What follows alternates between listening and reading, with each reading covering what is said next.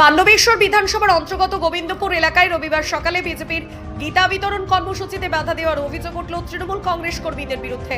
স্থানীয় সূত্রের খবর, এদিন বিজেপি নেতা জিতেন্দ্র তেওয়ারি নিজেদের দলের কর্মী ও সমর্থকদের নিয়ে পাণ্ডবেশ্বর বিধানসভার গোবিন্দপুর এলাকায় সাধারণ মানুষের মধ্যে গীতা বিতরণ করতে এলে স্থানীয় তৃণমূল কর্মীরা বিজেপি কর্মীদের এলাকায় ঢুকতে বাধা দেয়। এরপরই ঘটনাকে কেন্দ্র করে বিজেপি ও তৃণমূল কর্মীদের মধ্যে শুরু হয়ে যায় স্লোগান পাল্টানো স্লোগান। তবে স্থানীয় পুলিশ প্রশাসনের লোকেরা কোনোভাবে উত্তপ্ত পরিস্থিতি সামাল দেয়।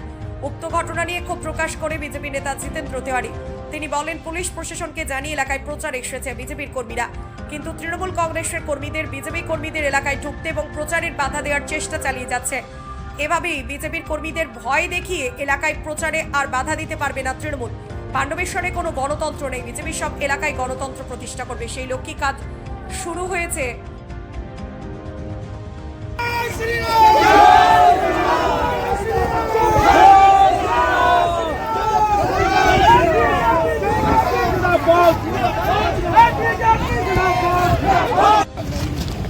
আমরা গোবিন্দপুর গ্রামে আজ আমাদের জনসংযোগ ছিল, গীতা বিতরণ ছিল।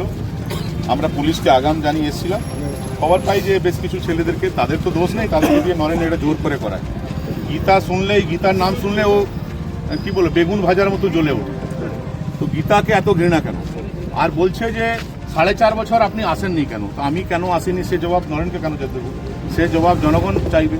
জনগণ যদি আমাদের দলকে পছন্দ না করে ভোট দেবে না। ও যদি ভালো কাজ করেছে ওকে ভোট দেবে, কিন্তু আসতেই দেবো না, কাউকে প্রচারই করতে দেবো না, জনগণের কাছে যেতেই দেবো না, জোর করে আটকে দেবো। এটা তো গণতন্ত্রে হতো না। তাহলে এত বড় বড় যে কথা বলছে যে 40,000, 50,000, 1 লাখ লিড, তাহলে সবটাই ভুয়ো। তাহলে মানুষের উপর ভরসা নেই। মানুষের উপর যদি ভরসা থাকতো তাহলে সমস্ত রাজনৈতিক দল তার কর্মকাণ্ড চালাবে। মানুষ যাকে পছন্দ করবে তাকে ভোট দেবে, যাকে পছন্দ করবে না তাকে ভোট দেবে না। কিন্তু এটা না করে জোর করে কাউকে আটকানোটা ঠিক না, গণতন্ত্রে হত্যা করা হচ্ছে।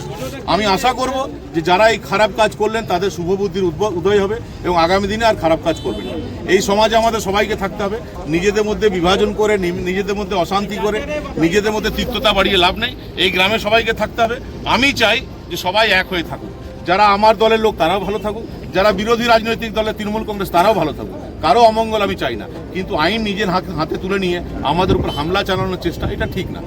সবাই ভালো থাকবেন, সবাই সুস্থ থাকবেন। আগামী দিনে আরও আসবো, বারবার আসবো। কেননা আসবো যে গণতন্ত্র প্রতিষ্ঠা করতে হবে। একজন কেউ জোর করে বলবে এই অঞ্চলে কাউকে ঢুকতে দেবো না, এটা চলবে না।